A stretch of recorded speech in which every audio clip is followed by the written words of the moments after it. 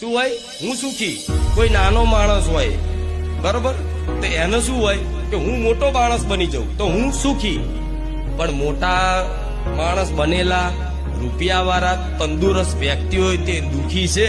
તેનું કારણ એક જ છે કે એ વસ્તુમાં સુખ નથી. એ ખાલી થોડા ક્ષણો દેખાતું સુખ છે, અનુભવાતું સુખ છે. અસલી સુખ તો ભક્તિમાં જ છે. જો રૂપિયામાં સુખ હોત તો રૂપિયાવાળા સુખી જ રેત ને. દર મંદિરો રૂપિયાવાળા જાત તો રૂપિયાવાળાની લાઈન થાય છે ને મંદિરોમાં. તો એમને તે દુઃખ તો છે જ. તંદુરસ્ત વ્યક્તિ હોય ને જેના શરીરમાં કોઈ રોગ નહીં, એ મંદિરોમાં લાઈનમાં ઉભો રહે છે ભગવાન માતાજીને કગરવા માટે. તેને કંઈક નું કંઈક દુઃખ છે.